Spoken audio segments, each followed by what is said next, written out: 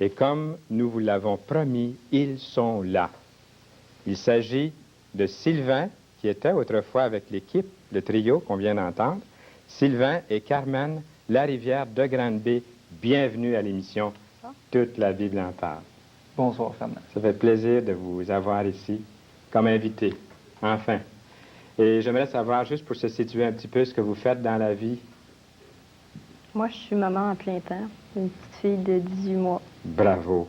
18 mois, ça, Oui. c'est le fun, hein? Oui, ça commence à être intéressant. C'est à peu près à l'âge que je me risque à les prendre. Avant ça, je les trouve tellement délicats là, que j'ai peur de les briser. Mais à partir de 18 mois, là, ils sont le fun, hein? Ils nous sortent les plus beaux sourires. C'est une petite fille qui s'appelle comment? Élie-Ève. Élie-Ève. C'est un joli nom et c'est très rare aussi. Oui. Et ça, c'est un travail à temps plein, comme tu dis. Et toi, Sylvain? Ben, pour l'instant, je suis technicien à Bell Canada. On grimpe des pots d'eau, comme on dit, pour Oui. réparer les lignes de téléphone lorsqu'elles brisent. On rétablit la communication entre les gens. Oui. D'ailleurs, c'est là-dessus même que j'ai été sauvé. En rétablissant la communication entre des personnes, ben, le Seigneur s'est chargé de rétablir la communication entre lui et moi. Et je sens que ça va être bien de parler. On va avoir une bonne émission. Déjà, tu nous as fait rentrer dans le vif du sujet. On veut parler de cette belle vie, de cette nouvelle vie que nous avons dans le Seigneur, qui a quand même des écueils sur la route, des épreuves, des tentations. Mais nous avons un Sauveur, un Seigneur qui nous aime. J'aimerais savoir comment tu vivais, toi, Carmen, avant de connaître le Seigneur Jésus. C'est une vie qui ressemblait beaucoup aux jeunes d'aujourd'hui. C'est presque normal maintenant d'en parler parce qu'on dirait que tous les gens ont tendance, les jeunes, à aller vers là, dans un monde de drogue, puis communément appelé la dope. Je faisais beaucoup de défilés de mode, puis la mode en tant que telle m'accaparait, m'englobait. J'étais rendue à plus pouvoir sortir sans avoir un morceau de linge nu toutes les fois. Le monde de la drogue, des discothèques et de la mode, c'est un danger. Oui. C'est dangereux et ténébreux. Et à l'âge de 14 ans, j'ai commencé à prendre de la dope. Puis quand le Seigneur m'a appelée, j'avais 26 ans. Ça veut dire un laps de temps quand même assez long.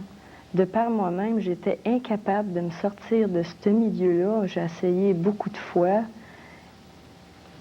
Le seul moyen qui me restait, à mon avis, parce que je détestais la vie que je faisais, c'était le suicide. C'était le seul moyen d'en sortir.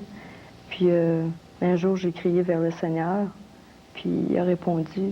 Il entend toujours l'appel, celui qui frappe, Oui, c'est le Seigneur. Celui qui ouvre, c'est moi. Il faut que je fasse le pas. Puis disons que le domaine de la drogue, c'est un domaine qui est très dangereux parce que les gens sont mal informés. Tu commences à prendre ça jeune pour le fun, puis tu te ramasses à un moment donné, rendu un laps de temps pogné dans ce milieu-là. Tu ne peux vraiment pas, de par toi-même, t'en sortir. Moi, j'étais due pour la cure. Oui. Le Seigneur il est venu me sortir de là, de par lui-même, parce que la semaine même que j'ai accepté le Seigneur, j'ai perdu tous mes amis parce qu'ils n'ont pas compris pourquoi. Et j'ai arrêté de prendre de la dope, de fumer, de boire en même temps. Aïe, aïe, aïe. De par moi-même, j'aurais pas été capable du tout. Et ça, c'était une transformation visible, Oui. éclatante, Oui. hein, devant tous. Oui. Dieu a vraiment changé ta vie. Gloire à Dieu, c'est merveilleux. Et toi, Sylvain, avec ce genre de vie là, que vous faisiez, tu n'avais pas peur de te retrouver subitement devant le Seigneur, devant Dieu? Oh, m'a dit, mais franchement, Fernand, j'avais assez peur que je n'osais même pas y penser. Fait que c'est dans ce temps-là que je me suis camouflé le plus possible derrière ce rideau. La drogue, l'alcool, convoitise du monde, les parades de mode. C'est attirant.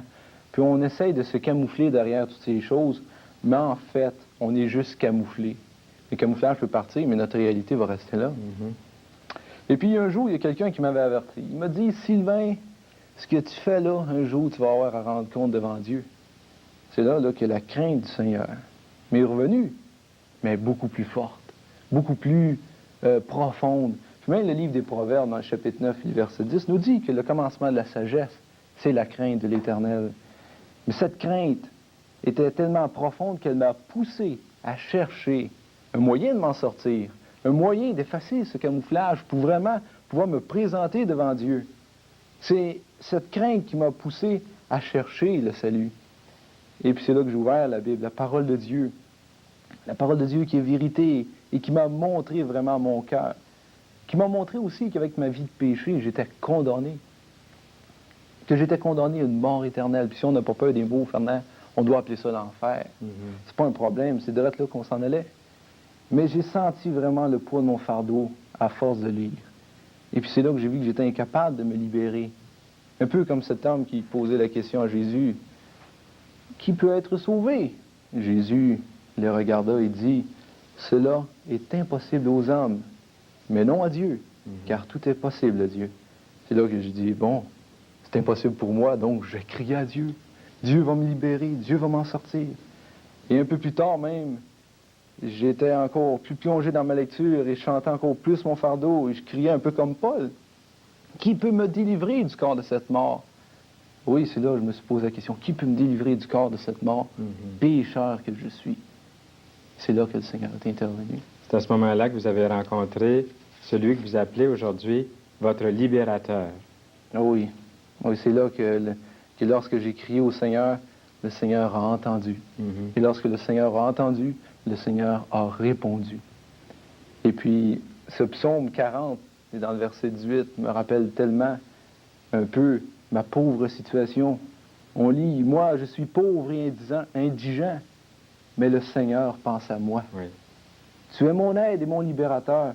Mon Dieu ne tarde pas. Et vraiment, le Seigneur n'a pas tardé. Il a mis son plan à exécution. Il a placé un homme dans mon ouvrage qui m'a parlé du Seigneur. Et puis cet homme-là m'a présenté Jésus comme mon libérateur, celui qui me libérerait des griffes du monde, qui me libérerait de ma vie de péché. Il m'a conduit à la croix et j'ai vraiment vu mon libérateur cloué à une croix. Lui était attaché pour que je sois libéré. Et puis, toi, Carmen, est-ce que tu as accepté à peu près dans le même temps aussi?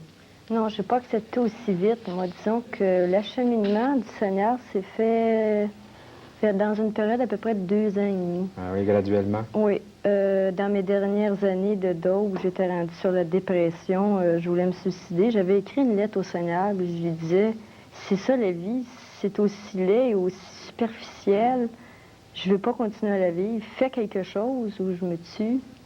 Puis il a répondu. Je disais l'autre jour, un homme qui est aux abois, c'est souvent là que le Seigneur intercède. C'est juste. Peut commencer à intercéder.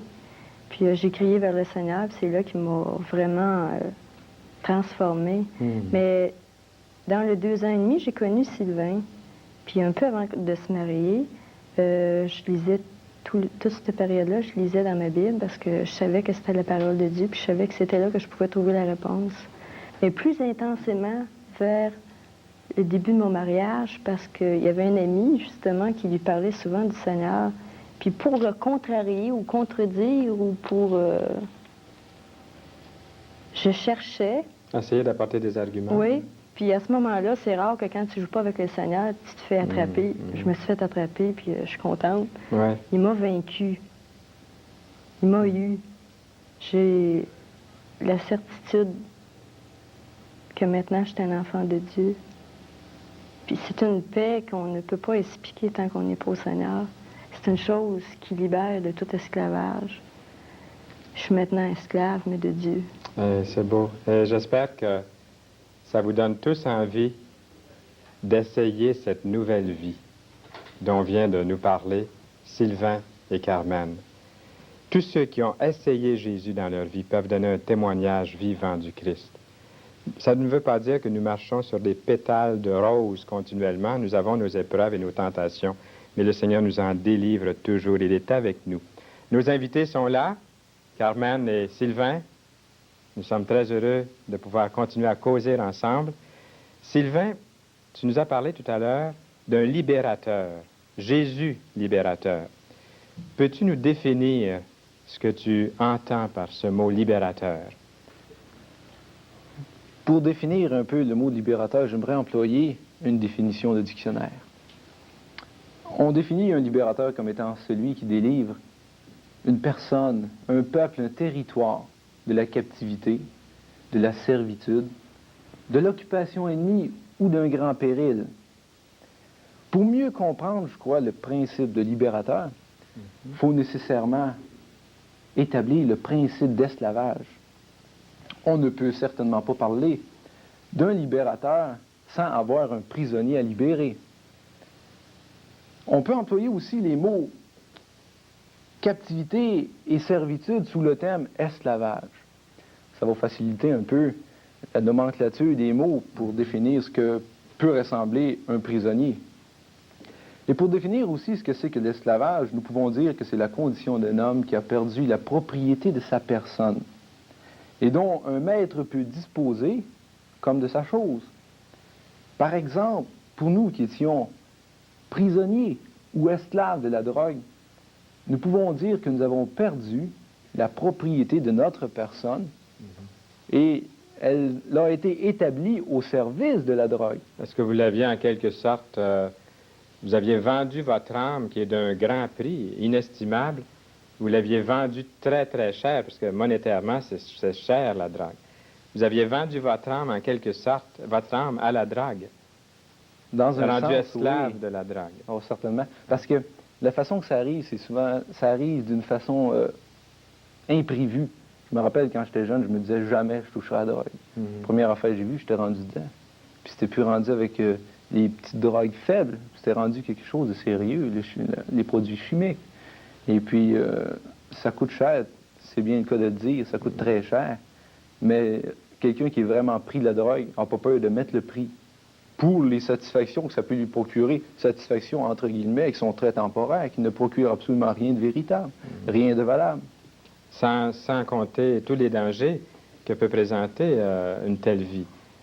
La crainte dont tu nous parlais tantôt, la crainte de la mort, la crainte de faire face à Dieu et tout ça. Ça peut pousser même jusqu'à la mort. Oui. Dans le cas de certaines drogues fortes, là, tu peux arriver jusqu'à la mort.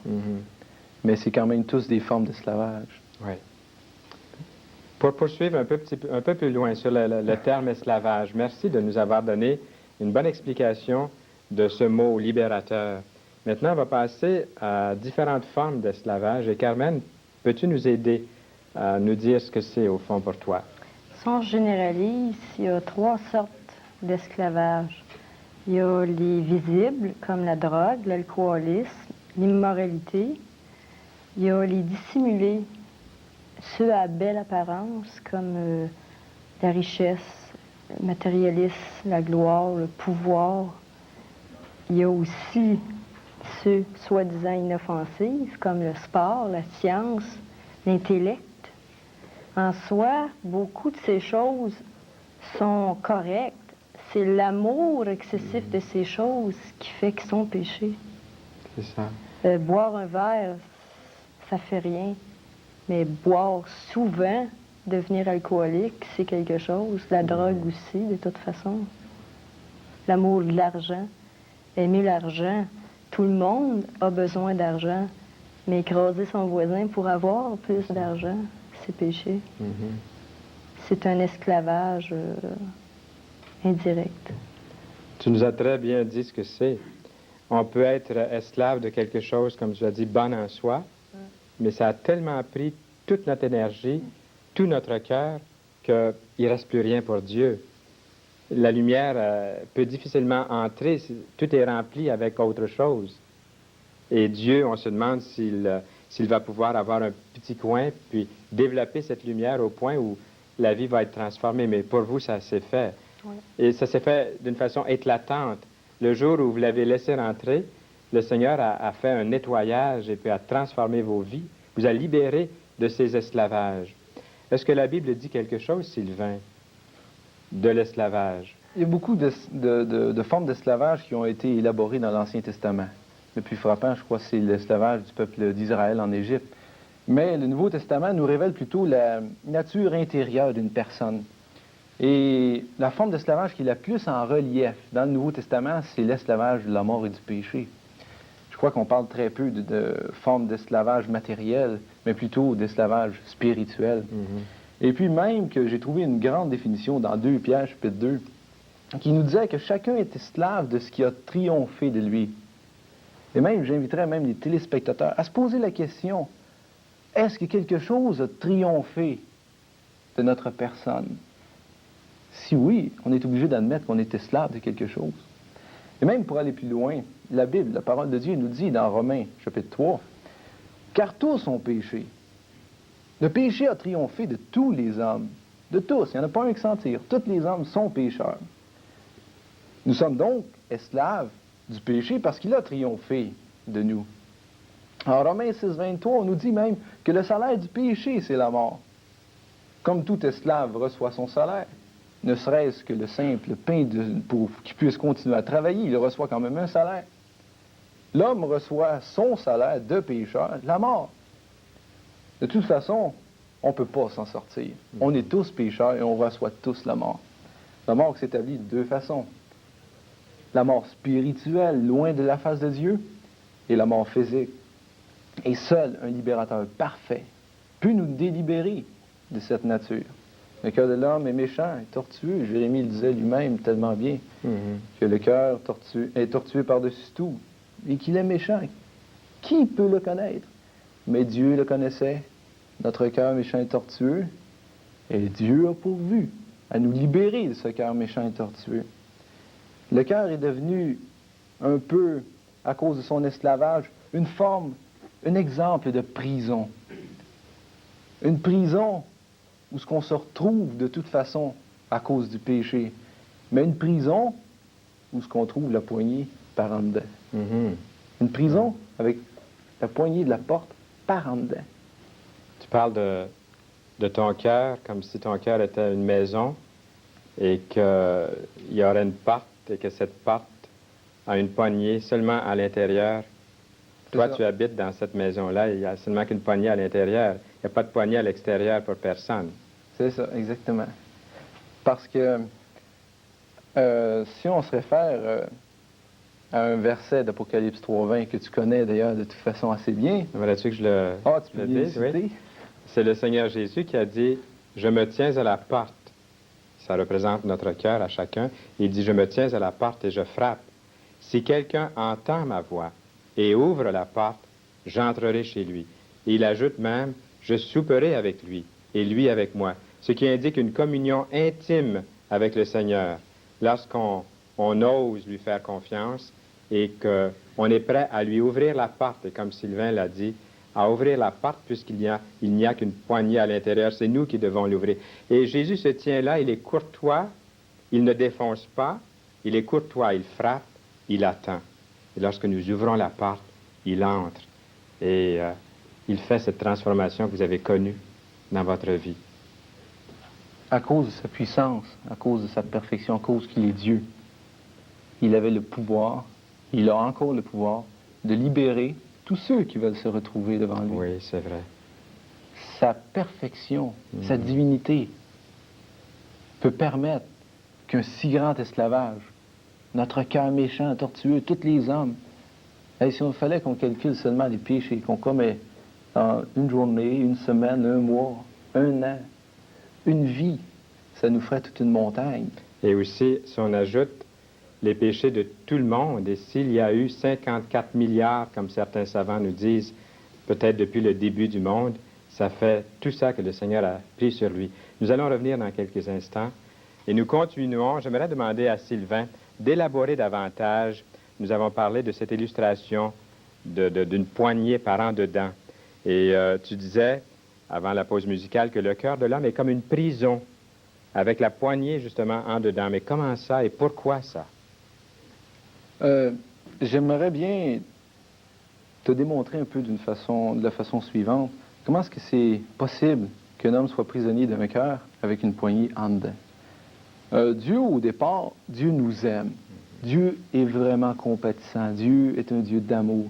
Et Dieu aime toutes les personnes, même ceux qui sont à la télévision, qui regardent et qui reçoivent ce message de l'Évangile. Dieu les aime personnellement chez eux, dans leur vie privée. Il les connaît tous. Et Dieu sait que nous sommes tous incapables, absolument incapables de nous libérer nous-mêmes de ce cœur méchant et tortueux. Donc Dieu a pourvu lui-même en ce qu'il a envoyé son Fils bien-aimé, Jésus, pour qu'il soit attaché sur une croix, cloué, transpercé, afin que nous puissions être libérés. Ça me fait toujours drôle de regarder à la croix de Jésus et de me dire, il a été lié, attaché, prisonnier de mon péché pour que moi je sois libéré. Jésus est celui qui est venu selon la promesse de Dieu. Dieu a vu notre péché, Dieu a vu notre malheur, et Dieu a pourvu à notre salut. Il ne nous a pas laissés seuls. Il ne laisse personne tout seul. Si quelqu'un le cherche du fond du cœur, il le trouvera. Il l'a prouvé, pour vous en tout cas. Nous l'avons trouvé. Même à la dernière minute, pour le larron qui était sur la croix, puisqu'on est en train de parler de cette croix, il a dit, aujourd'hui même, tu seras avec moi dans le paradis. Le Seigneur, il ne perd pas de temps lorsqu'il appelle quelqu'un qui est sincère comme vous l'avez été, et comme vous, qui regardez cette émission, vous êtes sincère, vous êtes sérieux aussi, vous cherchez Dieu, même en riant, même en prenant un verre et puis en vous faisant croire ou en faisant croire aux autres que vous ne cherchez pas, au fond, vous cherchez Dieu. La preuve, vous êtes en train de regarder l'émission. Ouais. Peut-être vous l'avez regardé en vous moquant, peut-être certains, pas tous bien sûr, mais si vous êtes celui ou celle qui l'avait regardé en vous moquant, Dieu vous parle en ce moment. Et appelez ce numéro qui paraît au bas de l'écran. Et nous allons parler avec vous. Mais tu allais dire, hein, je t'ai interrompu, Sylvain. Oh, c'est pas grave. Mais c'était plus fort que moi. Tu parles de la croix. Il faut inviter ces gens-là à venir au Seigneur, au fond. Oui, puis par cette croix, Jésus a pris toute notre condamnation. Et tu as vu ta place à la croix du Calvaire, toi aussi.